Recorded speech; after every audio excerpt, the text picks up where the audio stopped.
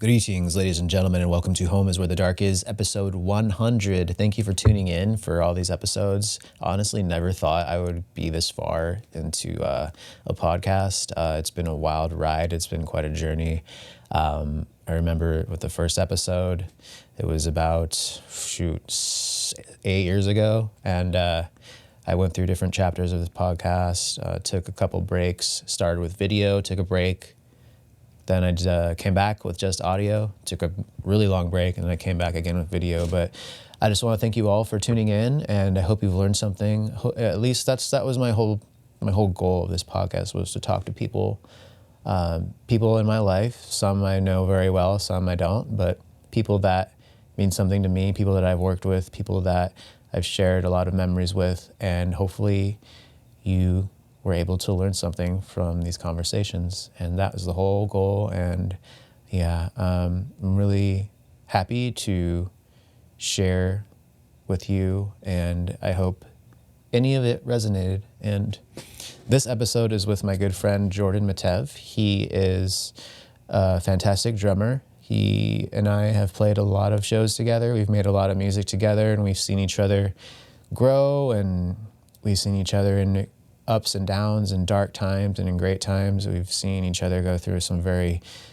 challenging emotional shit, and he's been there for me, and he's a great friend. So, make sure you tell your friends that you love them and that you care about them, and make sure that you show up for them, because when you lose them, it really hurts, and I know if you've ever lost a friend, whether in an accident or a health issue, or, I lost a close friend to suicide, and it really fucking hurts. If you don't tell them how much you care about them when they're gone, it's too late. And make sure that you tell the people that you love them. Make sure that you put more effort into your relationships. And I know it's hard. I know we all have our own shit going on, and it's really difficult, but keep your close circle nurtured. And, even on those days when you don't feel like it, just send a text, just make a quick call, just check in, because I guarantee you that other person, it really means a lot to them. So I think we can all be better at that. And, with Jordan, we've had our seasons of sometimes we'll go for weeks without talking, and then we'll talk every day. And then, that's normal. I'm really happy that he's here in the 100th episode. He was the first episode, and then we did one maybe 20 episodes ago, shorter one, but this one is about an hour and a half, and we really we get into a lot of stuff that just his history and his roots and his upbringing, some of the projects we've done. Yeah, he means a lot to me. So I hope you have people in your life that mean a lot to you. I hope you tell them that, and I hope continue to thrive and follow your dreams. And if you're a musician, keep making music. If you're in the creative arts, keep creating. If you're just trying to get by and find what makes you you and figure out what you're meant to do in this life, keep pushing forward. Get around the right people, and trust your gut. If someone isn't jiving, then find someone else, move on. It's like we can control who our friends are. We can control who we surround ourselves with for the most part. So thank you guys so much for tuning in, and it really means a lot. And I hope you enjoy my conversation with Jordan. Thank you.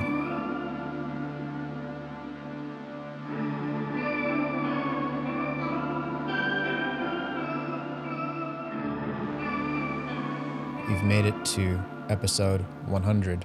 Yes. Thank you, man.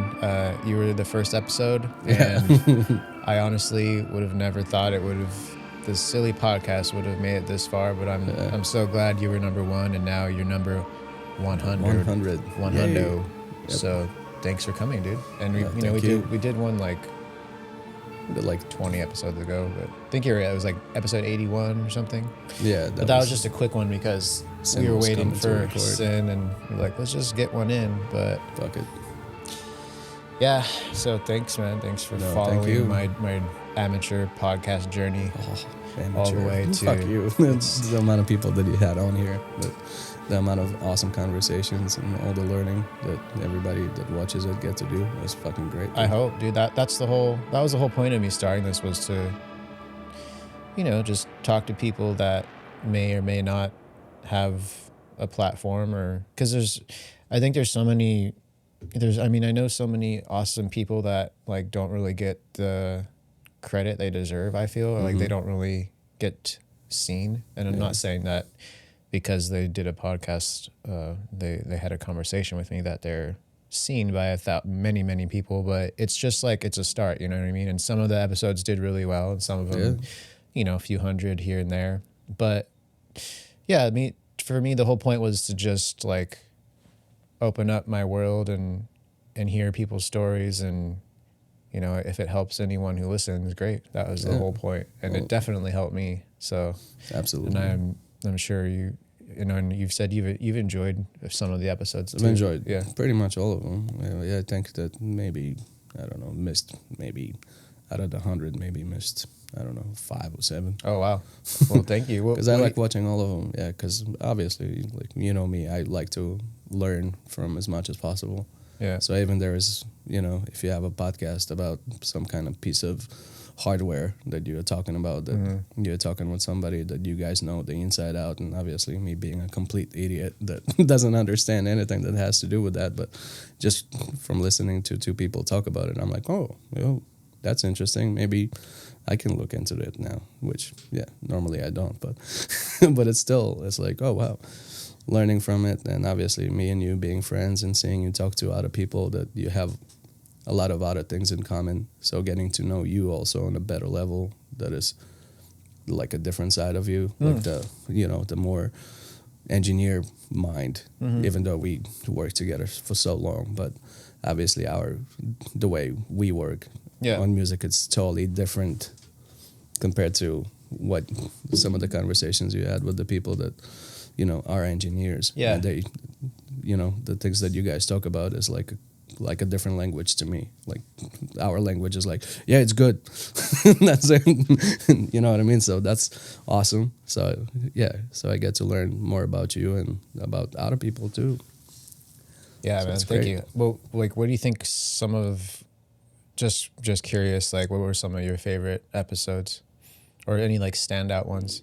There's a few, but they're all like for different reasons, obviously. Yeah. Like the conversations you had with Matt Wallace were really awesome for me, because I'm not that, I'm a huge Faith No More fan. I used to be. Like, that's still like one of my first, I guess you would say, like rock bands that I was like, oh, I can play some of this stuff. Like, you know what I mean? Like on drums. But also seeing the way he talks, the way he was talking and the way that you're talking with him, like was the highlight to me, where it's just like, wow, like, you know what I mean? Like, I know Alex really well. I don't know this guy, but they're on the same level, and you know what I mean? It's like 2 people just having conversation. It's like really awesome, like stuff like that, where a lot of the conversations were more of like, the ones that stood out for me is like, because I got to know you more, but without, like, I don't know how to say it correctly. Like, I know you on a personal level and we're friends and everything, but that's like a whole different realm of like when it comes to engineering and talking about that stuff. Yeah. It's like, whoa, you know what I mean? I'm like, holy shit, this is even better. Wow. Stuff like that. The episode with Donnie from ES Studio, obviously, because we've been recording there I don't know how many fucking times we've been to a studio, but say 7 years that we've been going there in and out. Not like for 7 years straight, but like we had our New Year's recordings that we do every year, just about every year. I think we missed only one, but you still were recording there, but not with me on that day. So we get to see him all the time. We always get to hang out. We always get to like talk shit and, laugh at each other. But at the same time, seeing him, talk deeply and talk about his roots, about being from New Orleans and some of the people that he's worked with and stuff like that. It's like, wow, this is awesome. Because I didn't have that in-depth of conversation with him. Most of the time when we see each other, it's like, hey, what's up? Okay. You know what I mean? So stuff like that. Getting to see some of the episodes and with say like Whitney also was cool, is because I didn't know Whitney at all until she did vocals for us. But then seeing her talk about the way she does music and all this stuff, that was awesome. I mean, there was many. I mean, I think there was each one that I've seen, there's something that I took from it, you know. Wow, man. So it's really cool. Happy to hear that. That was my whole goal. Personally. That was my whole goal with this, dude. Is just like exactly what you just outlined, just to bring value to others somehow and just learn and yeah. And so thanks for checking out so many of them. I appreciate it, dude. And I think the first episode that we did, the first one was like 2018 or something like that. So it's been about 7 years. 7 years since like I started, and then I took a break. The last 10 years has just been absolutely insane. Like insane fucking journey, man. And I know you've been through hell and back too with your personal journey. And I'm glad that we're still here. We're still friends. We're still making music, and we've seen each other go through different chapters. It's a lot when you go back and reflect on like where you've come from and how, you know, how hungry you were in the beginning. And it's like we're still hungry, obviously, for music, but it's valuable to have that experience, to see the journey and to just find peace in it, I think. Or just like knowing how to navigate in order to get to peace, I guess. Because it's a constant storm. But yeah, there is like peaceful moments within the whole entire storm that, you know, you're trying to get to those as much as possible. And you know, we met playing for a band, and then I think we started to develop our friendship in that band, and then we started doing other things together, other projects. And some went farther than others, but, you know, I'm really glad that we stayed friends, and, you know, one thing led to another, and now, you know, we got to play some great metal music together, and now, you know, with this project Siglos, dude, like, I'm just so glad to see, you know, where it's gone and how much momentum has built up, and yeah, dude. And I know like your dream has always been to play drums and to play shows and to play festivals and just to bring the metal and to tour. And like, I just, you know, I just want you to know I'm really fucking happy like that. Thank you. It's finally, all your hard work is paid off, dude. Like making me uncomfortable. You know, I don't like compliments, dude. Stop. Well, it's true, man. Well, you're a huge part of it, man. You're a ginormous part of it. You know, you taught me so much. And, you know, I think that I gained a lot of knowledge and a lot of, a lot of knowledge, a lot of more, how do you call it, musicianship and everything. I gained a lot of stuff I gained from you because of, you know, how good you are at all the stuff that you do. Like you're good at everything that you do, and you always do everything on like the highest level that you can, which, you know, it's to have a friend like that is also pushing you while he's doing it to himself but still believes in you is like it's a huge how you call it, it's not, you don't take that lightly, you know what I mean, if you understand how important that is, you know what I mean? Like, you don't take that shit lightly, you know? When you meet people like that, it's, you know, it's a blessing, you know? So you just try to, you know, push yourself also as much as you can, but knowing that you have somebody that does everything on such a high level but still believes in you is like definitely kind of helps out when you have your dark, low fucking moments like I do, where it's just like, fuck this, and I should quit, I should do this, I should stop, I should do this, fuck this, I'm not good enough.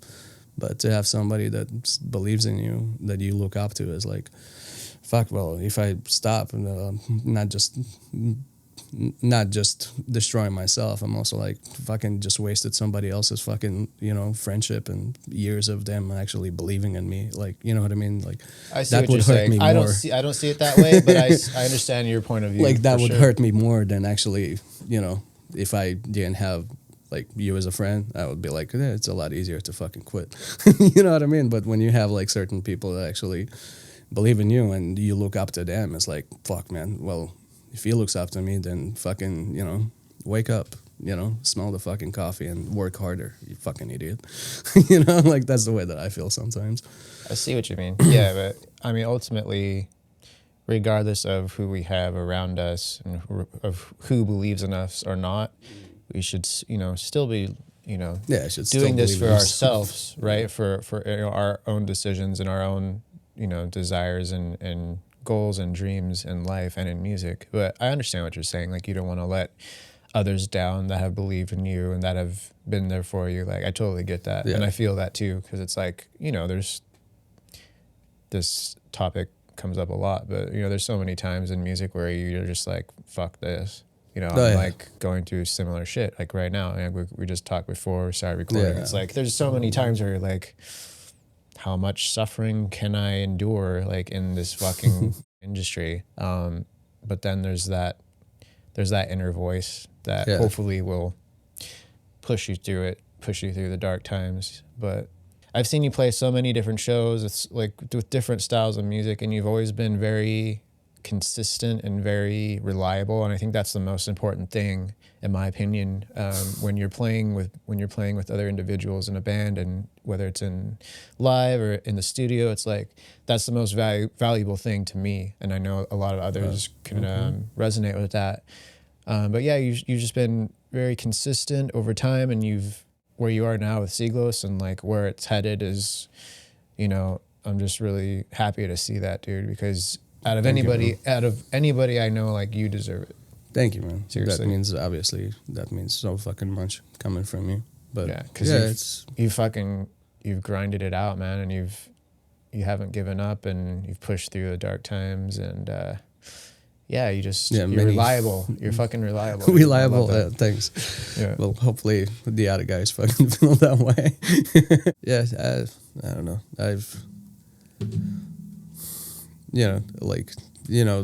We've had this conversation. I love fucking music. I love drums so fucking much. And that's like the only thing not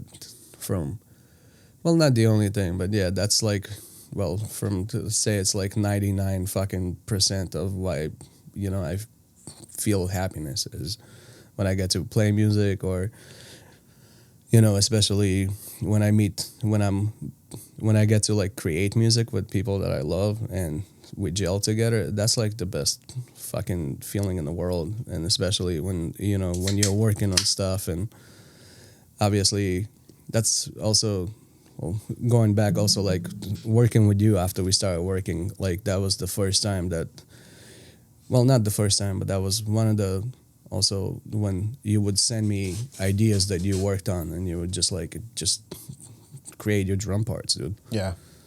Like that was some of the first time that I got to do that remotely kind of thing, where it's just like I'm just listening to, a guitar track with click on it and driving and being like, I should do this here, I should do that here. Like that was the first time. So that was like a way of growing. And, so getting to learn how to do that and everything else. And, I just love creating stuff. And when you get a chance to create with people that you get along with, and so first of all, have your own vision to be a part with somebody else, and for it to gel together and become a thing, and then you listen back to it, you're like, fuck, this is such a great fucking feeling. So I've said that to a lot of people. I think that I'm just a very lucky person to know a lot of very, very good individuals that are very, very talented in what they do. Like I'm, and obviously they make me better. I think luck is a part of it, but also like you've put yourself in the right positions, and I know it's sometimes we put ourselves, a lot of the time from my experience, a lot of the time we can also put ourselves in the wrong positions. Yes, but you have over time you've developed relationships with some amazing people, and now things are finally starting to pay off. And I remember when Siglos was like in its infancy stages, and it could have gone so many different ways, but the fact that Sin was like, let's try something a little different, and then I was like, try this guy, and then he up to do drums, and then all these things just fell into place, and now it's just this fucking beast. Yeah. It's this monster now, and yeah, like there's momentum and people really enjoy it, and yeah, there's a long way to go still, but you have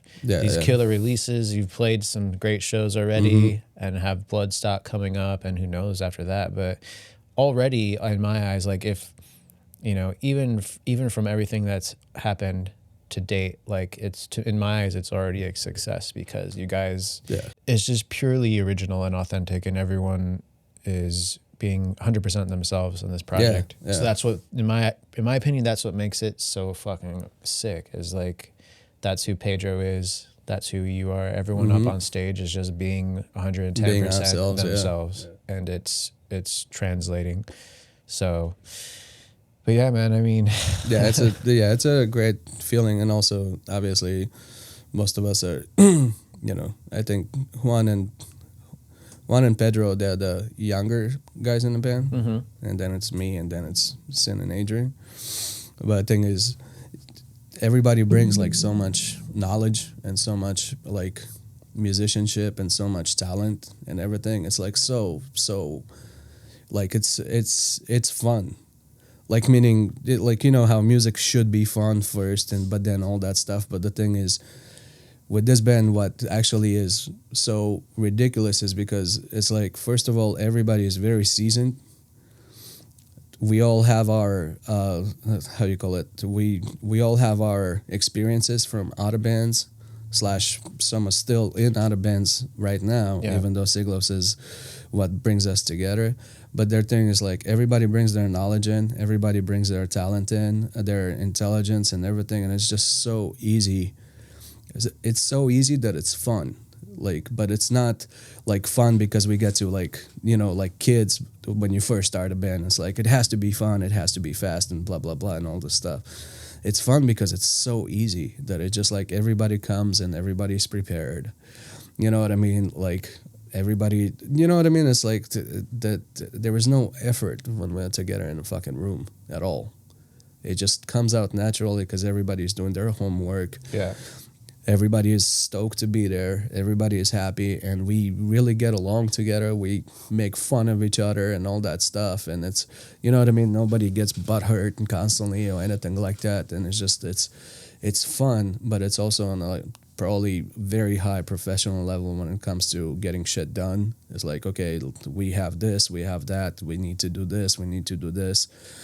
You know, we meet outside the band to, like, you know, hang out and just talk / make plans. Like, you know what I mean? Like, stuff like that, where it's just like, fuck, this is actually fun. Like, I actually enjoy those guys so much.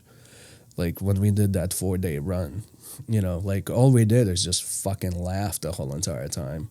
You know what I mean? It was fun. Nobody was like, fucking, where's my fucking shoe at? Or something. You know what I mean? Nobody was pissed at each other. It was just nothing but fun and just laughter the whole time. So it's like, that's why it's a special moment, and also, since the band technically has just been a band for only 2 years, and we already got to do some really awesome stuff as it is right now, but also we're getting to, you know, go and actually play Bloodstock in August. It's like, it's only been 2 fucking years. Like, you incredible. know, that can... So you already feel like I'm already in a group with guys that I fucking love and I get along with. We don't fight. We just laugh at each other all the fucking time. We create kick-ass fucking music. We gel together. And we're getting to do all this great fucking shit. So it's like, you know, the future looks very bright. And it's like, you know, the hard work has not been any work yet. So I was like, you know, when the hard work comes, it's going to be a lot easier to be like, to switch that off and be like, no, now it's for real. Okay, guys, let's go. Because it's fun now. And we're already getting to do fucking great shit. So I could only imagine how awesome it's going to be, hopefully in a year from now, 2 years from now, you know. So I'm very, very stoked about it. Yeah, and I think what you said about when you get in with the right people, like, and this goes for friendships and relationships too. Like, it's not that there's no work, but it's like, like you said, it feels effortless, kind of like, because you can only really value and be grateful for that if you've already been in multiple or other situations that have been the opposite of that. Then you can really see like when things work and why that is, because, you know, we've both been in bands and in relationships that have burnt to the ground and like immediately like that Yeah, was extremely it's- yeah. dysfunctional and for however many reasons. But we've been in situations where, okay, we can see the contrast here, and now we realize when something is right. You know what I mean? Yeah. And not that we didn't know before, but like once you're with people that you, like you said, you gel with, then it makes sense. And that doesn't mean there's not going to be work or hard work at all, but it means that, okay, this is compatible. Yeah, And it's easier. Yeah. It's a lot easier. Because also at that point you do also have that you know, it's hard to trust anybody. But the thing is like when you gel with the people and you already been through some things, like you know that, you know, then trust also comes into the situation where it's just like, I know I can trust these people. You know, I know that God forbid something bad happens, we will help each other out. You know, nobody's just gonna give up on each other and be like, oh, fuck you, we're done, I don't give a shit. Compared to, you know, some of the experiences that I had before. Probably you had some. You know, we all have those experiences. You know, we all, you know, had plenty of things. You know, that you believe in somebody so much, and then they fucking turn out to be a complete opposite, and fucking. But you knew that would happen. But the thing is, you still wanted to believe that no, our relationship is special, and it's like, it's not. You know what I mean? Yeah. That's so true, then. Yeah, and there's been situations where, like you said, sometimes you know deep down at some point it will end or at some point something will happen. But there's been times where sometimes, and I don't know if you've experienced this, but like I've been completely blindsided in relationships and in business relationships and other things where it's like you think everything's good and there's no issues at all, but then all of a sudden one day it's like, oh no, there are issues and it's not all good. You know, that's happened to me, but I think you're right. Like most of the time, you know what, there's that one little thing that eats at you, whether it's with an individual or a situation, and you're like, this is okay right now, but this one thing, this one factor might be a problem later, and then eventually it is. And eventually, But yeah, I think with Stiglos, man, like these individuals have come together and you guys have created this music, and I've been able to help and be a part of it. Because I knew from the very beginning, like, this is going to be special. I could feel it. I'm like, not yet, but this is going somewhere. And every once in a while you feel that, you know, but like with this, I'm like, no, this is going somewhere. Oh yeah. I mean, you know, you're a huge part of it. You're our sixth member, dude. Like without you, obviously a lot of these things wouldn't be the same. You know, obviously some of the stuff that you brought in, obviously even before I was in the band, when it was just you and Sin working together. Yeah. You know, it has a meaning. The reason some of the songs sound the way that they sound is because it was you that put your insight into it. You know, you're a huge part of it, obviously. So it's a great team, I'd say. You know, luckily we also, you know, we have our friends that help us out, you know, Candy, Lalo, Jackie, and all those guys. And, you know, they have been there with us since, I think also since even before I was in the band also, because they were there since Pedro joined, I think, because I think Pedro is the one that brought them in with everything else. And, you know, those guys will probably, no offense, but I don't know how to say it correctly, but they'll probably never get enough credit, even though we say thank you as much as we can. And obviously we want them to be a part of everything, but they do help so fucking much. It's fucking crazy. So to be in that environment where first of all, you have your bandmates that are fucking awesome. You have a great fucking engineer, which I'm friends with you for fucking 12 years now at this point, 13 years. We get along, plus whenever we need to track drums or anything, me and you basically, we don't even need to talk. It's like, I know what I need to do. And it's like, if I fuck up, you're like, just go take a fucking cigarette break, dude. Like, you know what I mean?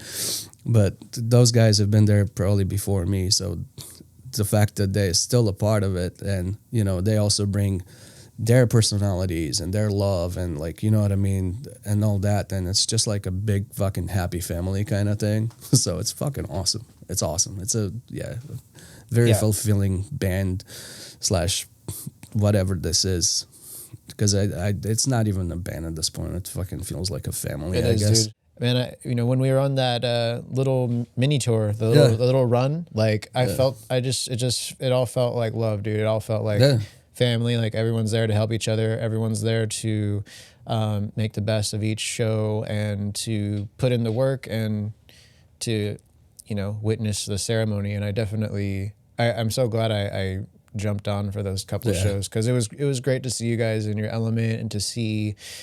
Just the dynamic, and to see how and that San Fran show was so good. And it was definitely the best one of the 4-day run. Yeah, definitely. It was incredible to see, you on that kind of a stage with that kind of sound and like the whole show, and it just feels right, man. It feels fucking right. And like being able to see you guys play with Septic too is incredible. Obviously. That's, I'm a huge fucking Septic Flesh fan for fucking, I don't know how many fucking years at this point. So to get to see them do their fucking thing 4 days in a row, it's just like, what the fuck, dude? This is crazy. So yeah, and the best part, what I want to add to that is just like that all this with the Siglos, everything, all of it is just organic. None of it is forced. None of it is fucking. It's all completely organic. It's just like the first time that I met Juan was basically on our first rehearsal. Really? Yeah, I never met Juan because we had a different guy that was in the Maria video named Eric. Oh, that's right. Yeah. And Eric, once we got that first show booked, Eric, about, I don't know how, was it 2 months or maybe 3 or 4 months, he, said like, I can't do this. I got to bow down, because he plays in like fucking 5 or 7 bands. He's a great guy, like awesome fucking dude, awesome bass player, just a hell of a guy. But he is like, I have too much on my plate. I can't do this. So we're like, okay, no fucking problem. And then Juan got, I guess, Sin and Pedro were looking for bass players. And then I guess Juan knows Pedro because he plays with Transporno. So they met 2 guys, and Juan was the second guy. So it was just like, there was no even conversation. It was just like, no, you're going to be the bass player. And I was like, And then I remember the first time that we had our first rehearsal ever as a band was literally, we were there, I set up, and then I'm standing outside smoking a cigarette, and I see, this guy with long hair fucking goes by. He was like, you're the drummer, right? And I was like, yeah, so you must be Juan. That was our literally first fucking meeting. Was that an amp? Yeah. Oh, sweet. Yeah. And then, he just goes inside the place, plugs in, and we start playing. And that, so everything was just so organic. That was our first ever fucking meeting. We never played together. I've never met the guy, nothing. And now it's like, even though we played, we know each other, but the thing is, like, me and him gel so fucking well, and we're like so tight. It's organic. Like, it wasn't fucking, we weren't like, we have to do this, we have to hang out all the time, and it just fucking happened naturally, and that's why it's kind of very magical and very weird, is because also the first time I've ever seen Pedro perform / what our actual live show is gonna be was literally the first show we ever played. Because we didn't practice it like that, dude. It wasn't like, I'm going to come over here, I'm going to do this, I'm going to do that. I remember when we played the first show at the Garden Amphitheater, I was like, what the fuck? Why is it taking him so long? And then I'm looking, and he's fucking dressing up and all this shit. Mm-hmm. I'm like, what the fuck is going on here? And then seeing him on stage, I'm like, still fucking basically, this is our first show. I'm playing to a click. Everything's fucked up. I'm not fucking playing my drum set. I'm like sweating balls with this. I'm like, fucking, do not fuck up. Meanwhile, he's performing for the first time ever in the way that he performs live. And I fucking looking at him like, holy shit, like, this is amazing. Because I'm not familiar that that's what he's gonna do. So I'm like trying to concentrate on me not fucking up. So he didn't tell you guys what he was gonna do at all? Oh, that's cool. I like that. So that was the first time to perform with him live, and I was just like, what the fuck was that, dude? You know what I mean? It immediately fucking felt like, holy shit, yes, this is for real, dude. Holy fuck. And then, the second show, third show, fourth show, and now it's like, it's a little bit easier. Like, I don't have to look at him every time to make sure. But yeah, he always does something different, For that 4-day run, he brought that outer mask that he would wear. Mm-hmm. it's just like, you know, shit like that where he would turn around. I was like, what the fuck is that? But it's all natural and it's all fucking awesome. Yeah. You know what I mean? So it's like every time is like a new surprise kind of thing. It's fucking great.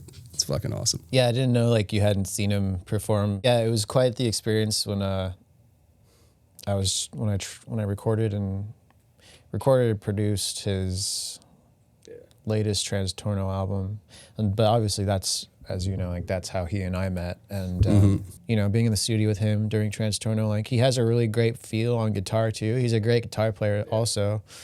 And yeah, he puts 110% of himself into his voice and into his playing and his writing. So yeah, I was like, I honestly, like when I suggested it to Sin, I didn't really think like I wasn't sure if Sin was gonna go for it because it's so different than what Sin was usually used to writing. Yeah. But yeah, I'm really glad I mentioned that to him because it changed everything. Yeah, it worked out obviously perfectly at this point. You know. Yeah. I guess 2 years later, you know, 2 EPs, some shows, obviously, and going to Bloodstock, 2 videos, and you know what I mean? It's just, what else could you kind of... 3 videos. Yeah, well, technically 4 actually, but... Because there's that studio one, yeah. Yeah, it was Soga, and then Soga was like the one at Amp, right? Yeah, that was the live one. No, wait.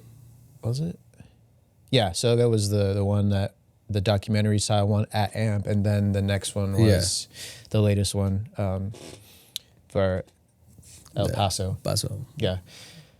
But yeah, videos are great. I think my favorite video is probably the second one, Warrior. Yeah. That one just fucking rips. And the song, but I still really like the debut video. It's pretty sick too. Yes, absolutely. But yeah, since Warrior that was your first video. Yeah. But then Juan isn't in that one. So I guess the first video with everybody is that live one. The live one. Yeah. It's just been great to see the progress. So what was your favorite live show so far? Definitely from all the ones that we did, definitely the one in San Francisco, obviously. That was definitely the best one. But the other, actually our second show that we did at the 1720 when we had our own night kind of thing, when we headlined, that was fucking badass also.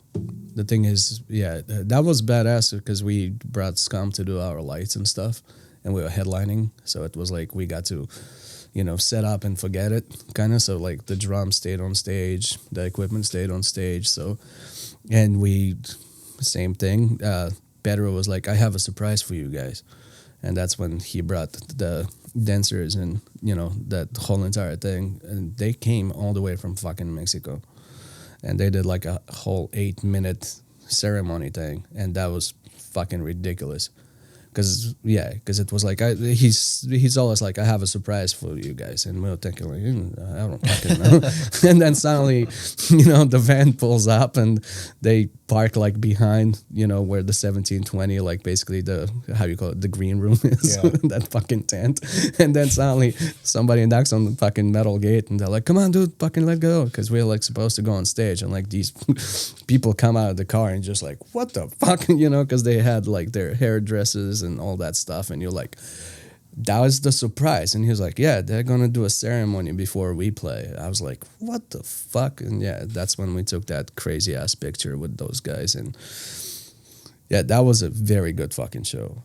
Yeah, very, you know, because that was like the full element. Well, not even the full element, because I mean, that's basically like, if we were a headlining act, basically this would be our show kind of thing. So same thing. This is our second show already, and this is what we're doing kind of thing. You know what I mean? It's one of those things where, you know, like, you know, every time, you know me for a long time, like every time I'm part of music and stuff like that, I always envision it, you know, whereas like it's the sound is the best, this is the best, that is the best. So like being like, this is our second show already and this is what happens. It's like, yeah, this is my visions all the fucking time, but this is actually happening right now. So it's a awesome fucking feeling, very fulfilling. Yeah.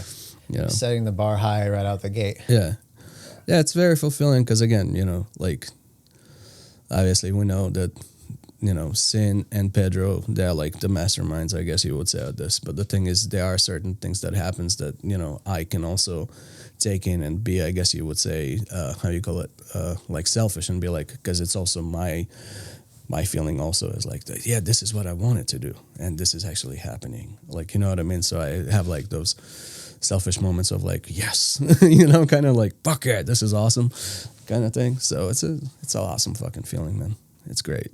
It's great. Yeah. Hopefully to many, many more. I'm very excited about going to Bloodstock, and, you know, hopefully we'll be able to talk about other stuff a little bit sooner, but we'll see. We'll see. The Bloodstock is definitely, obviously, it's definitely happening. So, Yeah. well, you know, very excited about it. Have you been to UK? No. No? It's the first No. time. I've actually never wanted to go to the UK. No? Why? No. I don't know. I never did. My mom's been there, I think, 2 or 3 times. But the thing is, you know me, I'm more Scandinavia guy. Not too that's far. where I want to go. Yeah. I like more cold, I guess. Mm. Even though England obviously is cold, but it rains a lot. But Scandinavia is just, you know, filled with fucking snow and fucking totally different fucking shit, I guess, to a degree. But You and your Iceland trips, my Iceland trips, yes. which I'm sure you'll be doing another one sometime soon. Yeah, probably next year. Not this year. It's just not gonna happen. Yeah, because a of lot going everything on. that is. Yeah, just Yeah. I can't fucking squeeze it in. Because if I squeeze it in, then I know that I'm not gonna go there and be calm. Yeah, you know what I mean. exactly. There's just gonna be too much fucking shit that I'm trying to put into a fucking poll. Into, you know, just like no, have fun for like 7 days, but you know your mind is like, no, but I have to do this and that, and I can't do that. I rather know, like, no, I have nothing going on for like 3 months. So then I could be like, okay, cool. Now I can go and relax, because it's not fun to go somewhere and not actually be able to enjoy yourself. Yeah, that's why like Yeah. I don't travel that much, but that's why like sometimes when I get like the itch to go somewhere, I'm like, fuck, but I'm in the middle of this thing, or like I'm waiting on something from it's Waiting like on I something. can't. Yeah. Yeah, and I'm like, oh well.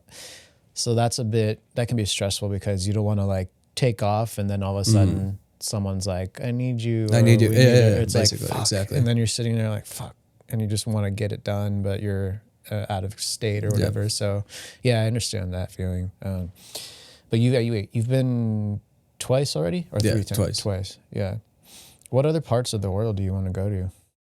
Well, obviously, just fucking everywhere. Really? But yeah. What would be your next, like, if you couldn't go to Iceland, what would be your next vacation?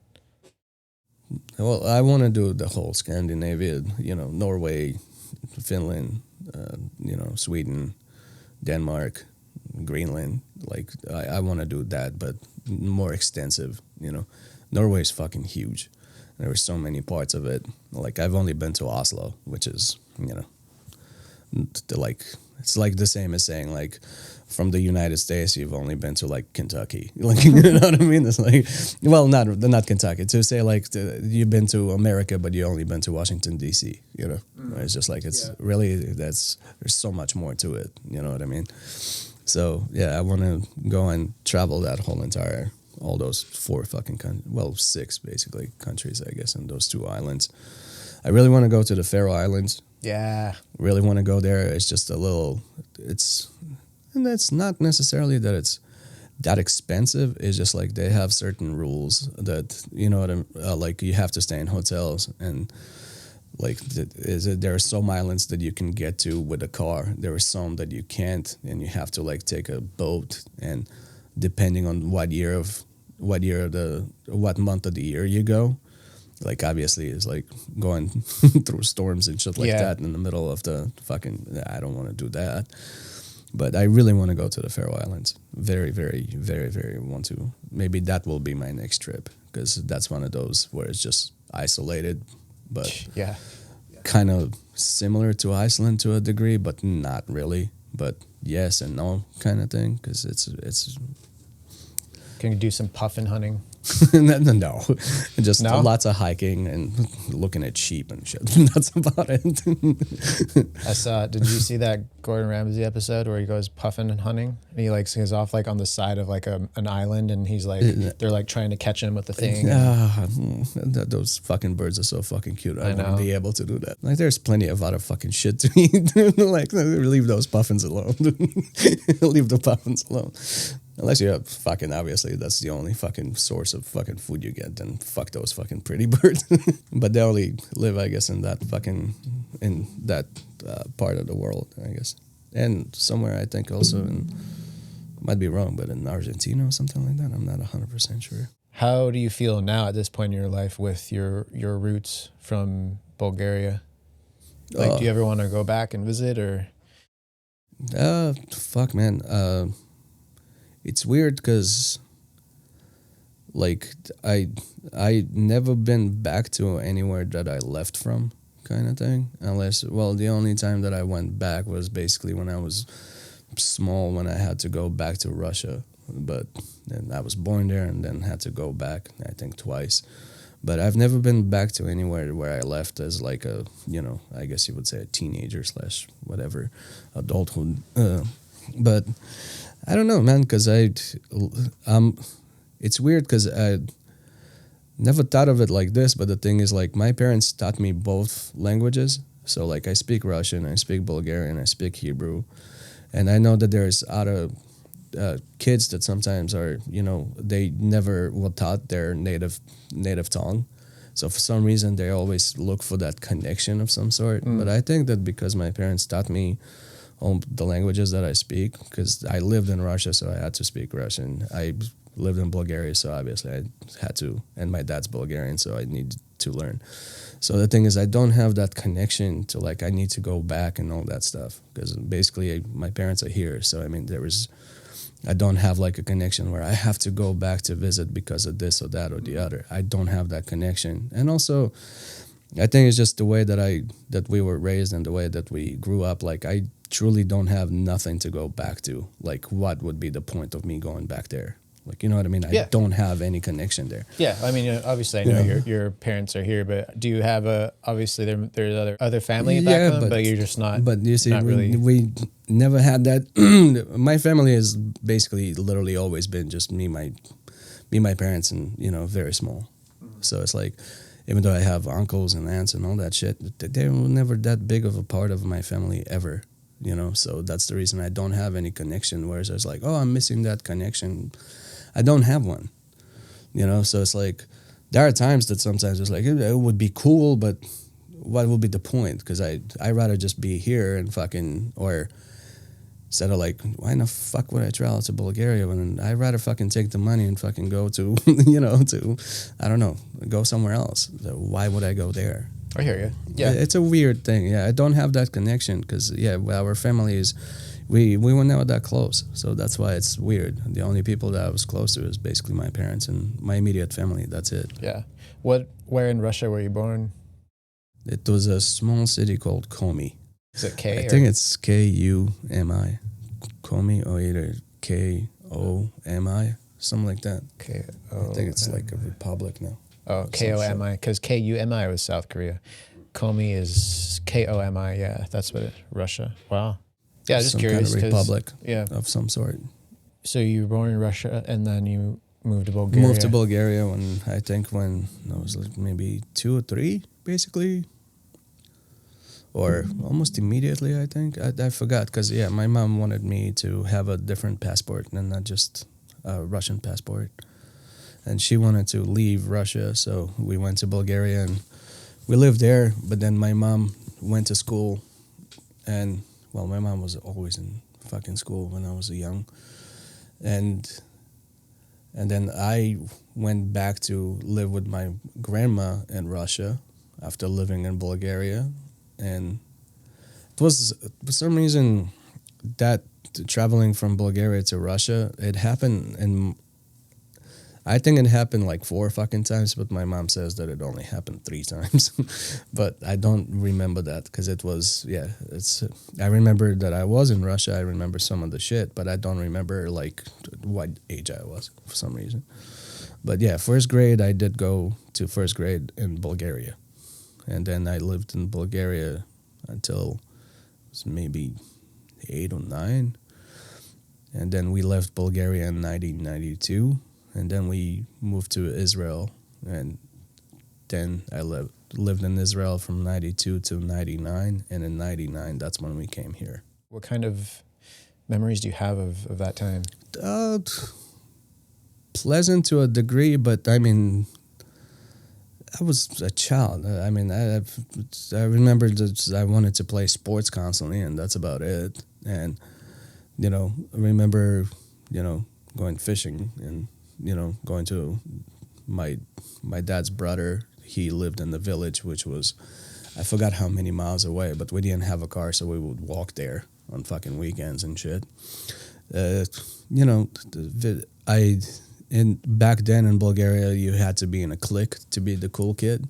I was never cool enough to be in the clique in school. You know what I mean? I was always be the not cool one. So that was whatever. But yeah, we weren't. Yeah, we financially we weren't necessarily in the middle or upper echelon. We were on the lower level. But I, have good memories where, helping my dad out at his job, working at when I was 6, 7 years old, would go after school to the yard where he would work because he was a mechanic and just help him out and stuff like that. And then, playing lots of sports and going to my uncle's, to his house in the village. I remember those things quite a lot. Going to soccer games a couple times, I think. Yeah, just very, some of the stuff was very hooligan-like, little shit. You know what I mean? Like a lot of the street shit. Yeah. Lots of, I was a kid from the kid that lived on the street a lot. Well, not lived on the street, but you know what I mean? Like if school was at 8, I would come home at 8 at night. You know what I mean? It's just the whole day would be outside. I gave my parents many fucking goddamn, a lot of heartache and a lot of close heart attack levels where it's just where in the fuck is he? Were you a little shithead? Huh? I'm not little shithead. The sweetest fucking shithead. Were you in trouble a lot or no? No, not in trouble. It's just just not coming home until fucking late at night. There was one time that, giving my parents almost heart attacks. We're just where in the fuck is he? And they're looking for me. And then, there I am fucking playing soccer with a bunch of fucking grown-ups that are 20-year-old and I'm 6, But, it's just, I don't know, just wanted to have friends, I guess, because, like I said, the clique in school at the time was this is the popular kids and these are the misfits, the pieces of shit over here. Don't talk to them, So that was basically why, after school I would be who wants to fucking hang out? Because I didn't have friends at school, I guess. I don't fucking know why it was like that, but that's just the way it was. I was just always just wanted to fucking have fun, basically, I guess. Yeah. Did you go to high school and stuff in Israel? Or, yeah. High school in Israel, it's the schooling system is really weird because, well, not really weird, but it basically is you go from first grade to third grade, and that's not high school. It's whatever you call it. Mm-hmm. Then from 4th grade to 8th grade is high school. Okay. And then from 8th grade to 12th grade is basically college. Oh, okay. Yeah. So when I went to Israel, when we moved to Israel, I was basically at the end of my age. I was supposed to go to the 3rd grade. But the thing is, when we went over there, that was at the end of the school year. And obviously, we fucking didn't speak Hebrew or anything like that. So I had to go back a year because I didn't even speak the language. How in the fuck are they gonna, you know what I mean? Yeah. Pass me. So I had to do 3rd grade there, and then after that I went to 4th grade to 8th grade, and then went to 9th grade, and then that's when we came here to the States, basically. But yeah, in Israel, the education system is higher level. When you're in 8th grade, you're already learning calculus and fucking all kinds of fucking shit. Over there, the school system is way different than here. Like over there, basically, like when you go to school, basically the class is always exactly with the same people in class, and you have different things that you're learning, like different how you call it, classes, but they're all in the same class basically. Oh, okay. With So just you're not- different teachers. Oh, that seems less stressful than like constantly switching. Yes. It's Fucking kids, like yeah. you're basically graduating with the same exact, unless obviously somebody moves to a different city or some shit like that. But your class basically stays exactly the same, exactly the fucking same. Were you able to make more friends, or was it still a similar kind of thing? Like you were. It took me about 2.5 years to start having friends because I was, made fun of a lot, all that fucking shit because I'm not from Israel, That's the only reason? Oh. Basically, there was a lot of, kids doing bullying and fucking stupid shit like that. But it's part of the culture. I think it's part of a culture everywhere you fucking go, in all honesty, dude. Like, kids are just fucking mean, So when they see anybody that looks different, they're like, oh, he's not like us, fuck him. Like, oh, Pretty look, much. his clothes are dirty, he's a fucking piece of shit, whatever. But it took about 2.5 to 3 years, because eventually what happened was I just basically couldn't hold myself in and started getting into fights and shit like that. So that's when I think that's when I started gaining a little bit more don't fuck with him, man, because and more respect, basically. Well, it was just like, don't fuck with him because he might fuck you up, man, but it took a lot in order for me to start to lose my cool.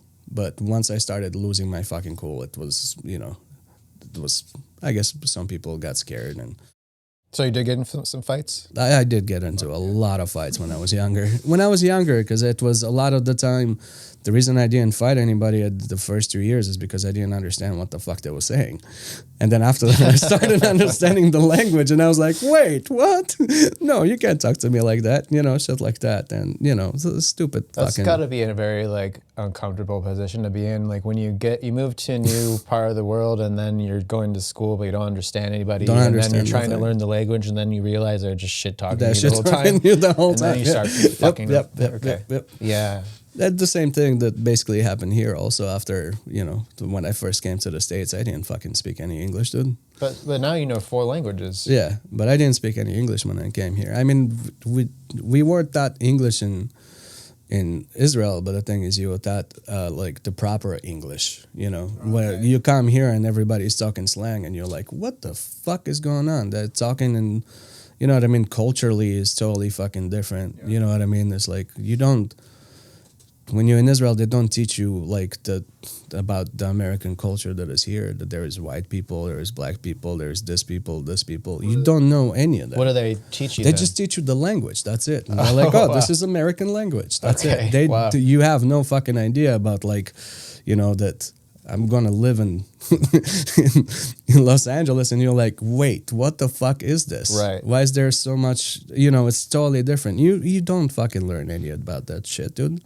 I mean, all you see on the fucking TV is like 90210, Beverly That's Hills. Their example basically. of America. And then when you come here, you're just like, what the fuck? Like, I remember when we first came here in 1999, like I said, like, we came here with just literally fucking like the clothes off our back, and we probably had like fucking 4 luggages, and that's it. Like, we didn't have nothing when we came here. And when we walked on the fucking, the Hollywood Walk of Fame, it's like the first 2 days were fucking like awesome. But then the third day, I was like, this is what this is? Like, what the fuck is this? This is shit. Yeah, after 2 weeks, I think that's when I was like, this is disgusting. What the fuck? And that was back in 1999 when fucking Hollywood, I mean, not that it's a lot better now because of everything that's going on, but back then it was even fucking dirtier to a degree. Was it? Yeah. Like, back then, 7 p.m., just fucking go back in your fucking house. Don't fucking walk around here, kind of shit. Yeah, well, I mean, I got there in like 2004, but I do remember it being really sketchy. But I mean, even now, but you're in the mecca of it. But I lived there for so many years, so it's different. It's still not great. No, it's Yeah. not. But back then, at least, like, there was way less fucking stores.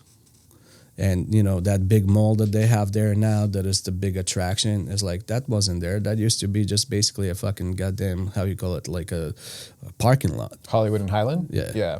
That used to be a parking lot. And, you know, the further, like Amoeba, how they have Amoeba in that whole entire area on Vine in Hollywood, that wasn't like that, dude. Yeah.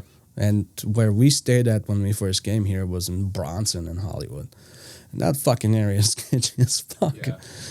So to start walking from there all the way to fucking Hollywood, you know, obviously we didn't have a car. We didn't fucking have anything. We just walked everywhere because that's what we're accustomed to. So like, like I said, after 2 weeks of you working and you're just like seeing so much garbage and so fucking much filth, you're just like, what the fuck, dude? So this is what this is actually. It's not fucking that. Was it a major culture shock for you? Or? Yeah. And then, you know, going to high school, went to high school at Fairfax High, and I didn't, like I said, I didn't know the fucking language, and I had to fucking obviously learn the language as fast as I can. Had to go to ESL classes, but the thing is, I learned a lot of English just from fucking watching Married with Children. Really? Yeah. On TV. And obviously just fucking listening to music and fucking always reading the lyrics and fucking just like understanding words, because I would have like a dictionary next to me and I would like read a word I don't understand, look up in the dictionary to understand what the fuck the lyrics are about and stuff like that. Like I knew some of the words, but I couldn't speak. So about how long did it take you to feel comfortable with the English, with the language when you got here? I think about 2 years. That's when I actually started talking in actual sentences compared to before where it's just like, hi, how are you? Yeah. Like, you know what I mean? Shit like that. Where, yeah. And yeah, I didn't want to talk to anybody because I also they're going to make fun of me and they're going to think that I'm, you know, a fucking idiot. At school, you mean? Yeah. I was just always quiet and just like, I didn't want to talk to anybody because I didn't want people to make fun of me. So I don't know if I ever asked you this, but what was the main reason you guys came here? Was it just did they want a better life for you? Or? No, we want a green card. You want it? Yeah. Oh. Yeah. In Israel, every year, I think there is, I don't know if they still do it now, but obviously that's how it was back then. It's like there is a yearly lottery and a family gets green cards. Well, I think it's 6 families. We were one of the families that got a fucking green card. And you only have like a year to use it or lose it.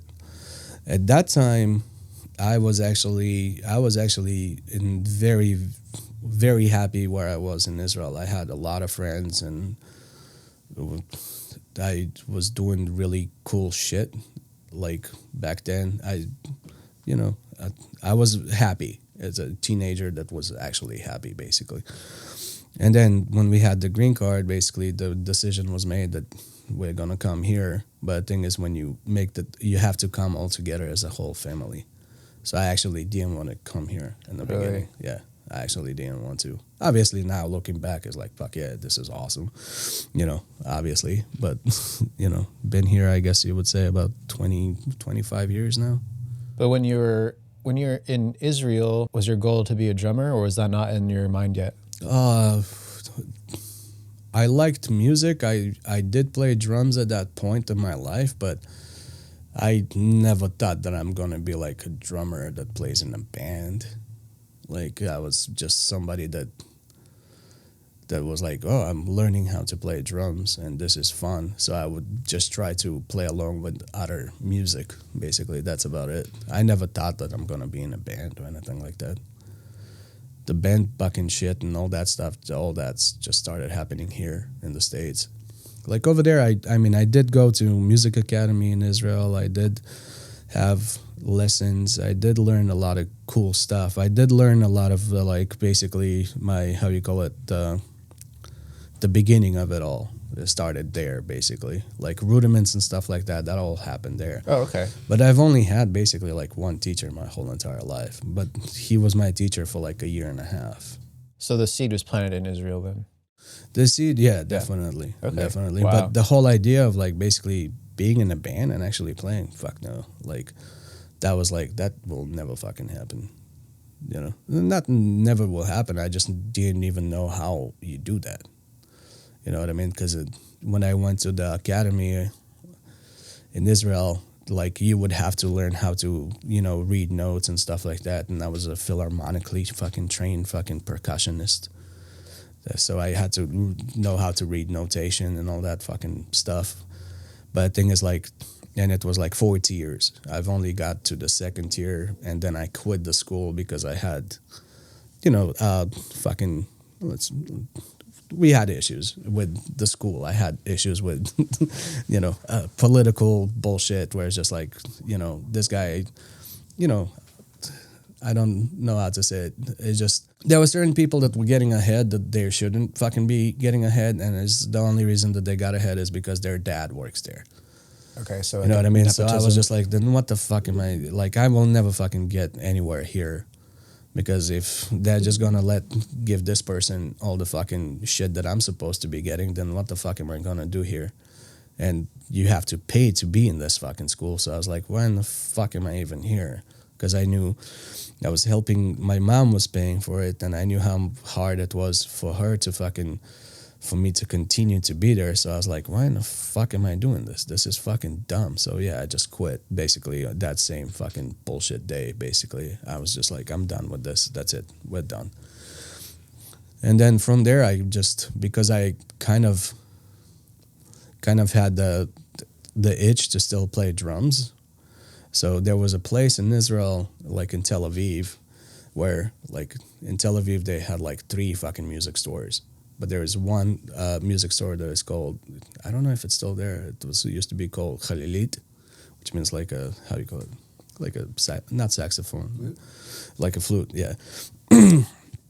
It's like almost, I think it was like 3 stories. And it's just guitars, drums, fucking all that shit. And there's a little bit further down from there, there used to be just a fucking shop that only sold drums.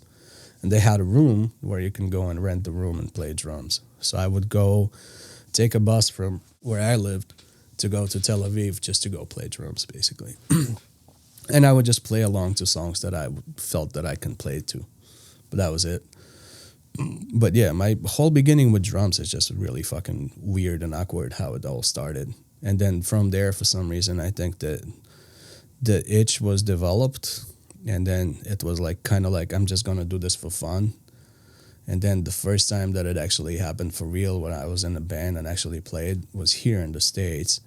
And then from that point on, it was basically a revolving door of being like, I want to be the best compared to I fucking hate this shit, compared to like, oh, I'm just going to play with these fucking guys, to like, no, let's do this and let's fucking take over the world. And it's just been a constant fucking going up and down shit. But the constant has always been basically like, I love drums and I want to fucking play and I want to create music. That has always been the constant, basically. So that's what kind of kept me wanting to still do it. Because again, that was the only thing that I've done that basically gave me like complete pure fucking happiness. Like, you know what I mean? Like, because once, especially, coming from, from my roots where it's just like, they didn't have money or anything like that. And the fact that now I have like a lockout and I can open the door and I see my, a double bass drum set that is there with a bunch of snares behind it and shit like that. And it's mine.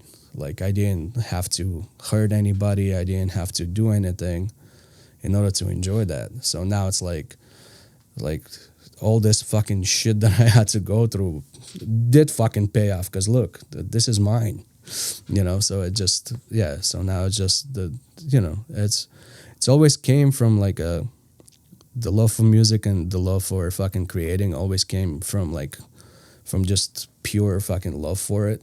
Not because I'm, when I did have the mindset of like, I want to be the best, I literally fucking was like, dude, there was no fucking way. Calm the fuck down. And plus, like, you can't do this. You can't be the best. Shut the fuck up. Just have fun. You know what I mean? So it was always from the love of just like, I love this instrument and I want to create fucking music with other people. And I want to, and obviously once I started playing live and actually feeling that fucking magic, that was obviously took to another level. Because I was like, this is the highest I'm ever gonna fucking feel ever in my life. And you know me, I've never done drugs, even though I, smoke cigarettes and I drink beers, but I've never done anything else ever in my life. So like after feeling that high, I was like, there was no fucking reason to do anything. Don't need anything else. Yeah, I don't need anything else because this is the highest I will ever fucking feel in my life. And just trying to repeat that as much as possible throughout my life, and just trying to get better, and eventually, when you already come from nothing and you have no expectations of anything, but the thing is like you start fucking getting to feel some of these things that you never thought will happen. It's like, and then you start kind of thinking like, well, this happened, so why can't this happen? So then you just continue to work towards it. And there are times that some of these fucking things take fucking longer than others, but as long as you fucking have this fucking I would say like inside fucking contract with yourself of like saying like, I know why I'm doing this, and I don't care about, I know the results I want, but even if I don't get them, I know that I'm doing it for the right fucking reason. And I don't care if it's going to take me longer to get there, but I'm going to still continue to do it. As long as you have that inner contract with yourself, I think that you can, it gets fucking hard. You know me for many fucking years. You've seen me fucking break down. You've seen me go through fucking all kinds of fucking shit in my fucking life. But the thing is, for some reason, that one fucking thing still fucking stays. It's just like if you're doing it for the right reason. You're not doing it to fucking do, you're doing it for the right reason. You're doing it because you love it. So like, just keep doing it. It's hard. There are fucking, obviously, things change also, obviously, if you think about it like that also, it's like, well, fucking, a couple of years ago, we had a little situation all over the world where the whole world fucking stopped working. You didn't fucking plan for that shit to happen, dude. Nobody did. So you have to like, well, the whole world stopped working. Yeah, and it's just like, that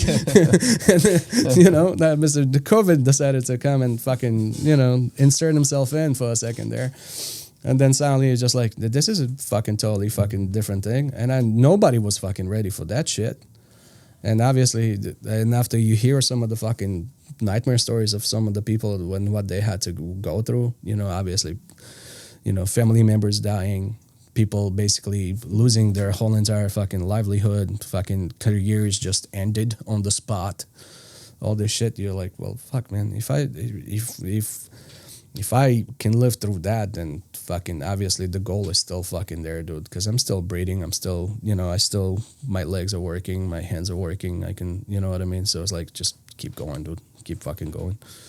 Yeah, man, absolutely. And I mean, I remember for the longest time when you would kind of talk to me about how you're just kind of down because you couldn't play your drums, and like for the longest time you didn't have a lockout, you know, and I remember when you told me you finally like moved in and you're playing with HIWTDI and you got your own place, and I was really happy for you, because I remember all the times when you would talk about how, it was kind of depressing for you that you weren't able to play your drums. Like only when you had like a rehearsal or something, then you'd have to like lug your drums, and you had storage space where you keep your drums, but you couldn't play them there. Yeah, I can't play them. So I remember for years you were just kind of down on that. But like what you said just now, I mean, sometimes things take a while, but if you stick in it, you'll eventually get your own lockout. You'll get your own studio. You'll get your own whatever. Like it will happen, but you can't give up, because there's gonna be many dark years.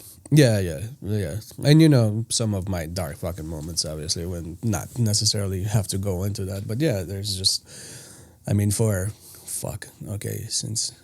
Well, I joined HIWTDI, and the thing is like we had the lockout, right? But the thing is like we would only use the lockout as a rehearsal for HIWTDI. You know what I mean? So it's like for so many years that me, basically my only preparation to play drums was just basically to listen to the song over and over again while I'm fucking driving and just imagining myself fucking playing it. The second album that we did with Sortis, that's when I actually had a way to actually practice, and the idea of like actually sitting there and actually fucking practicing the songs, that's the reason after that is like, so far in my fucking opinion, even though I'm still gonna feel like an asshole for saying this, is that whenever I do go to a studio and I have to record, it's a lot fucking easier now, is because I have a way to prepare and not be like, I'm just gonna play while I'm fucking driving and just continue to listen to the fucking song and fucking fall asleep with the song, with the click, so I know that I'm playing on time and all this shit, because I don't have a fucking place to practice. So I have to just constantly be like, okay, this is the idea of what I'm gonna do. I'm gonna fucking have to remember it. So when I go to the studio to record it, I'm gonna try my best. The fact that you did that for so many years, when you finally were able to have your lockout, it made the process so much quicker, because you'd already been practicing that way for so long. And I think that actually helped you in the long run, honestly. Yeah, I still do, obviously. Like, if we have to work on any new fucking songs, obviously, first thing I do is just listen to them. I don't fucking touch the drum set until I get familiarized with where the song is going, what the melody is, what the fuck is happening, where's the changes, where is all that. And only then, after like listening to it for at least a day or two, that's the only time that I would go and actually start, okay, that fucking thing, that idea that I had, I'm just gonna play it here. And sometimes just play the song, like literally just little parts of it that I felt very strongly about, like I want to do this part on this part of the song.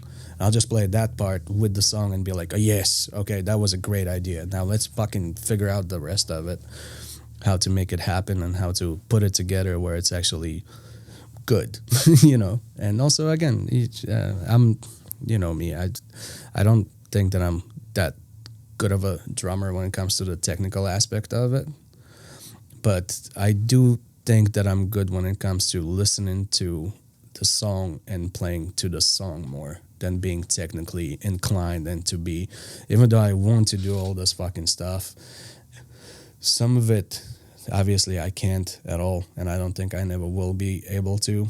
But I do think that I'm a good drummer when it comes to playing with the song. But to be like a drummer standing, like to just say I'm a drummer as a standalone fucking thing, I don't think I am good.